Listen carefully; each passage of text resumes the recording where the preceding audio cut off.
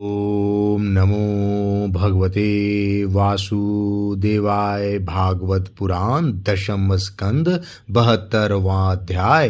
पांडवों के राजसूय यज्ञ का आयोजन और जरासंध का उद्धार।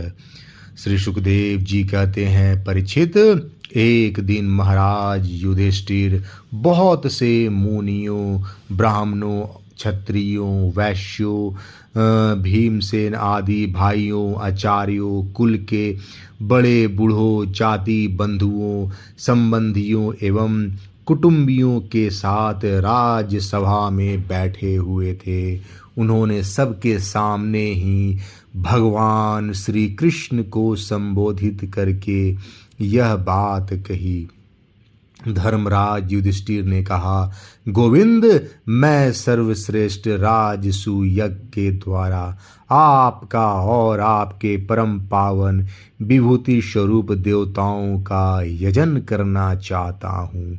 प्रभु, आप कृपया करके मेरा यह संकल्प पूरा कीजिए।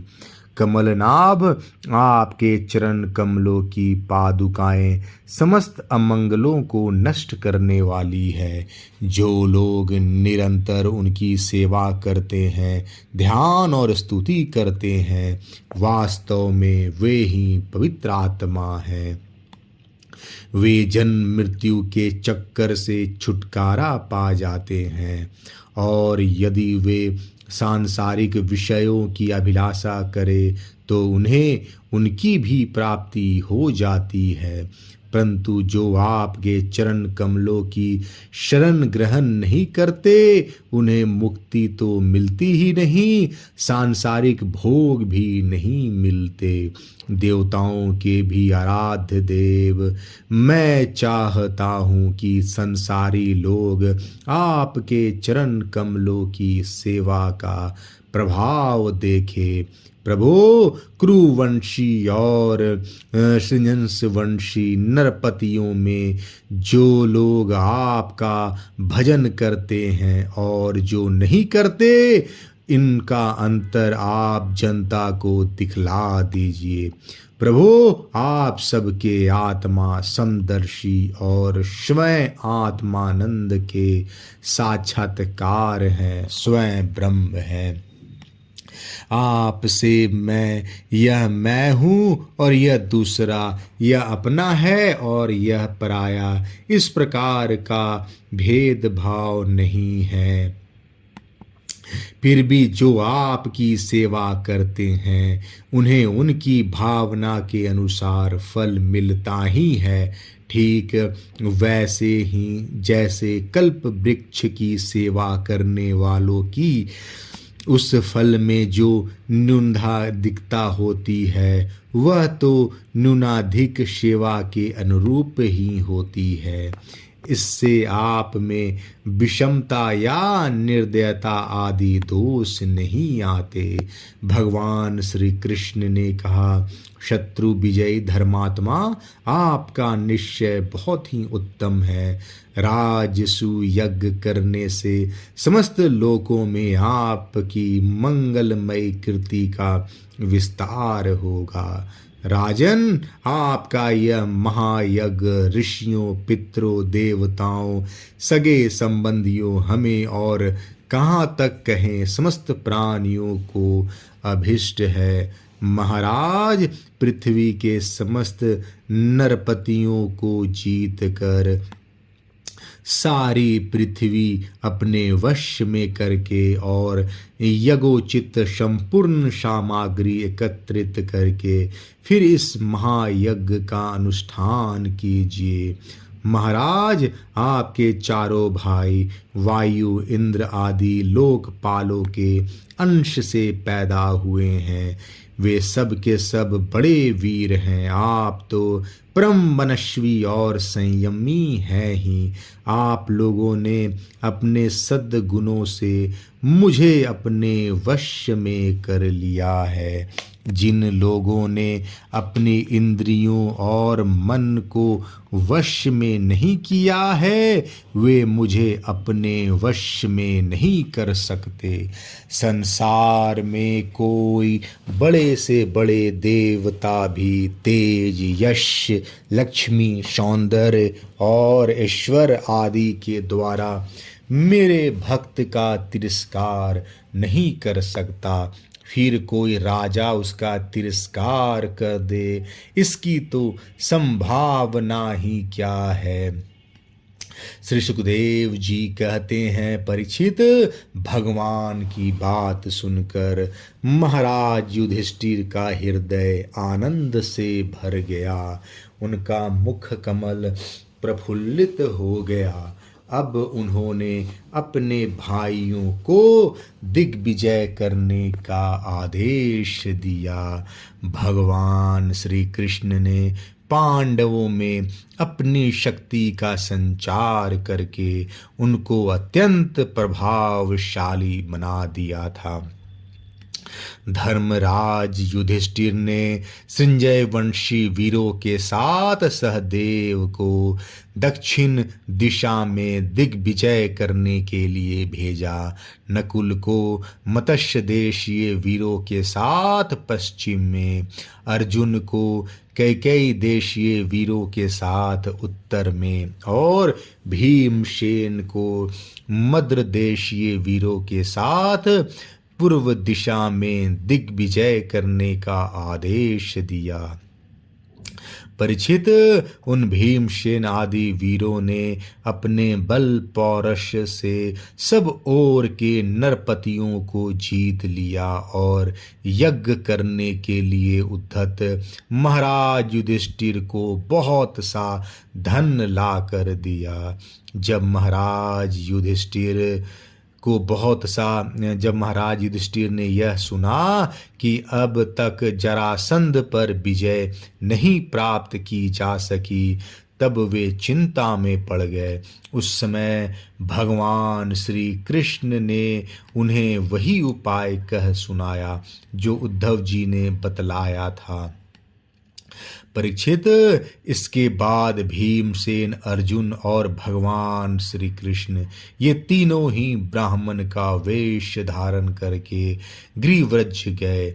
वहीं जरासंध की राजधानी थी।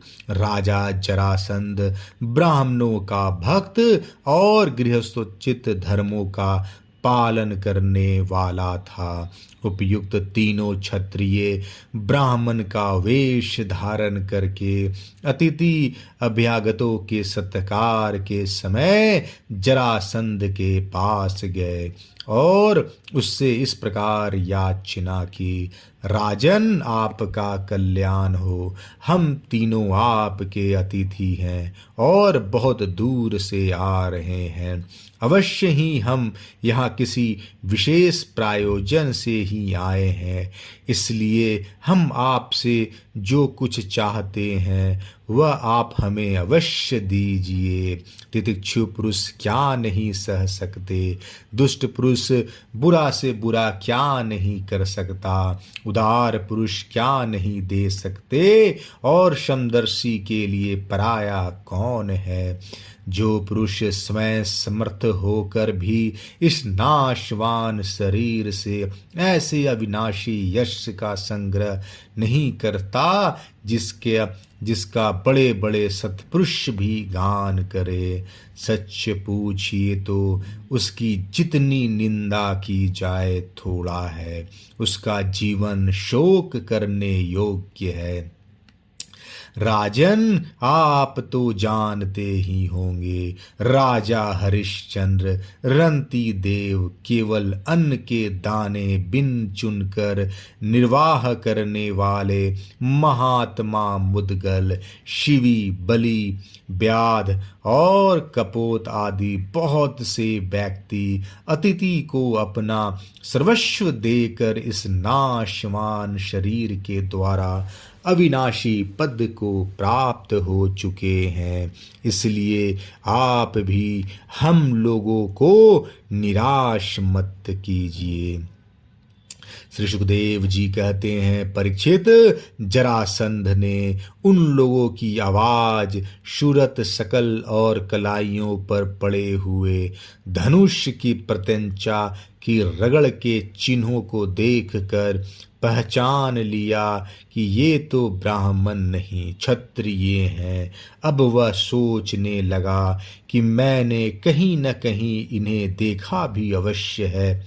फिर उसके मन ही मन यह विचार किया कि ये क्षत्रिय होने पर भी मेरे भय से ब्राह्मण का वेश बनाकर आए हैं। जब ये भिक्षा मांगने पर ही उतारू हो गए हैं, तब चाहे जो कुछ मांग ले मैं इन्हें दूंगा। याचना करने पर अपना अत्यंत प्यारा और दुस्तज्य शरीर देने में भी मुझे हिचकिचाहट न होगा। विष्णु भगवान ने ब्राह्मण का वेश धारण करके बलि का धन ईश्वर सब कुछ छीन लिया। फिर भी बलि की पवित्र कीर्ति सब ओर फैली हुई है और आज भी लोग बड़े आदर से उसका गान करते हैं। इसमें संदेह नहीं कि विष्णु भगवान ने देवराज इंद्र की राज्य लक्ष्मी बलि से छीनकर उन्हें लौटाने के लिए ही ब्राह्मण रूप धारण किया था। दैत्यराज बलि को यह बात मालूम हो गई थी और शुक्राचार्य ने उन्हें रोका भी, परंतु उन्होंने पृथ्वी का दान कर ही दिया। मेरा तो यह पक्का निश्चय है कि यह शरीर नाशवान है। इस शरीर से जो विपुल यश नहीं कमाता और जो क्षत्रिय ब्राह्मण के लिए ही जीवन नहीं धारण करता, उसका जीना व्यर्थ है। परीक्षित, सचमुच जरासंध की बुद्धि बड़ी उदार थी। उपयुक्त विचार करके उसने ब्राह्मण वेशधारी श्री कृष्ण, अर्जुन और भीमसेन से कहा, ब्राह्मणों, आप लोग मन चाही वस्तु मांग ले। आप चाहे तो मैं आप लोगों को अपना सिर भी दे सकता हूँ। भगवान श्री कृष्ण ने कहा, राजेंद्र, हम लोग अन्न के इच्छुक ब्राह्मण नहीं हैं, क्षत्रिय हैं।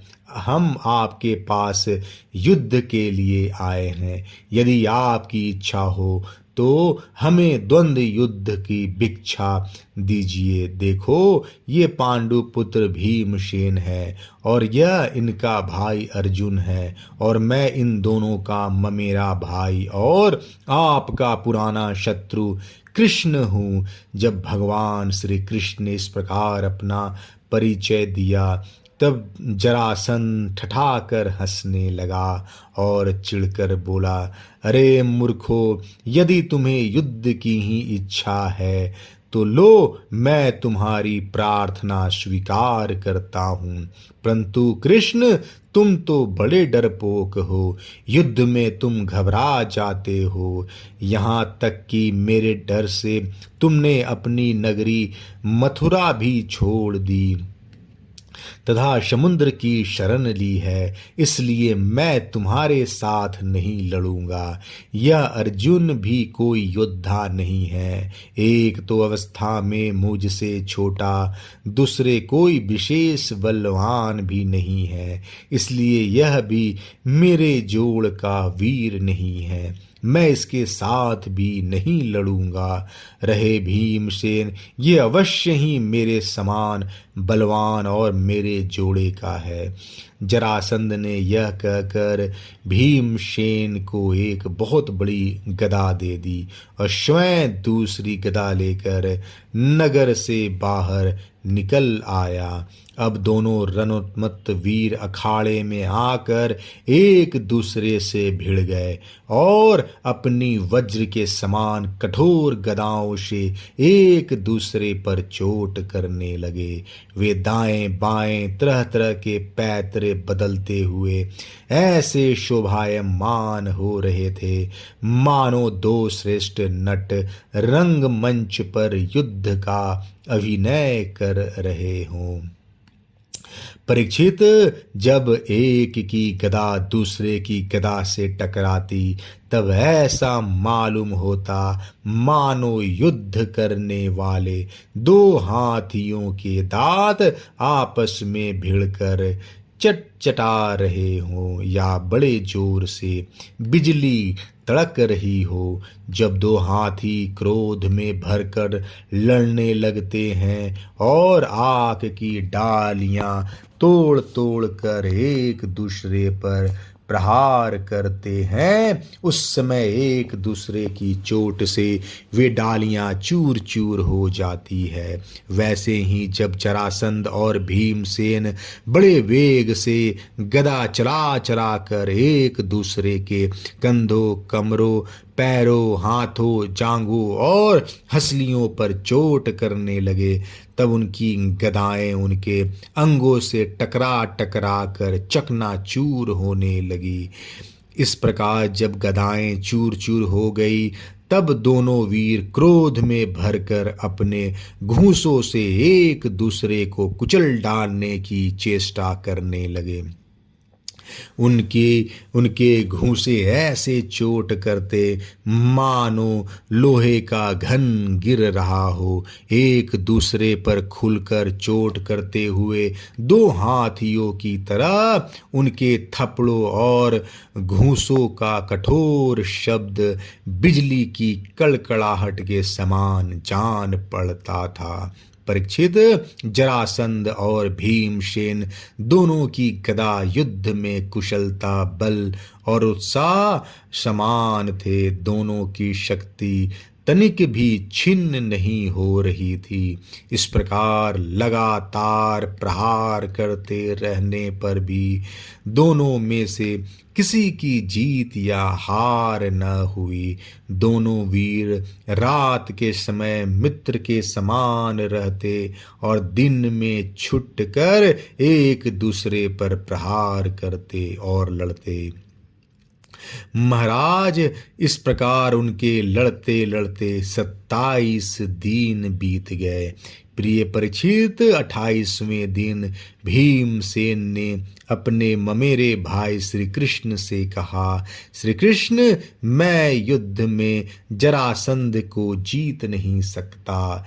भगवान श्री कृष्ण जरासंध के जन्म और मृत्यु का रहस्य जानते थे और वह भी जानते थे, यह भी जानते थे कि जरा राक्षसी ने जरासंध के शरीर के 2 टुकड़े को जोड़कर इसे जीवन दान दिया है। इसलिए उन्होंने भीमसेन के शरीर में अपनी शक्ति का संचार किया और जरासंध के वध का उपाय सोचा।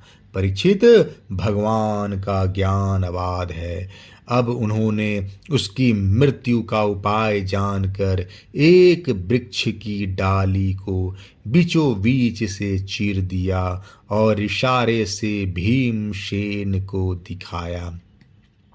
वीर शिरोमणि एवं परम शक्तिशाली भीमसेन ने भगवान श्री कृष्ण का अभिप्राय समझ लिया और जरासंध के पैर पकड़कर उसे धरती पर दे मारा।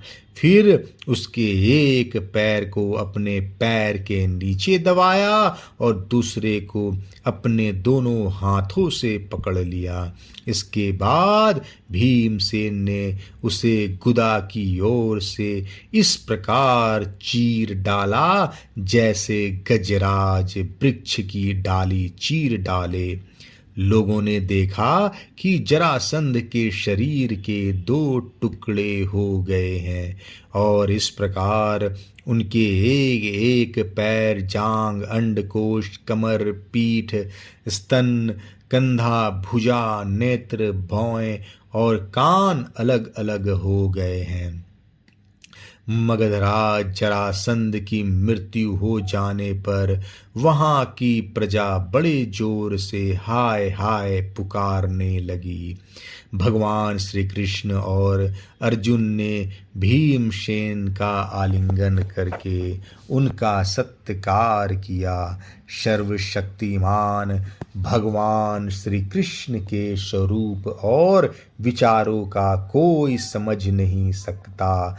वास्तव में वे ही समस्त प्राणियों के जीवन दाता हैं। उन्होंने जरासंध के राज सिंहासन पर उसके पुत्र सहदेव का अभिषेक कर दिया और जरासंध ने जिन राजाओं को कैदी बना रखा था उन्हें कारागार से मुक्त कर दिया। 72वां अध्याय समाप्त। जय श्री कृष्ण।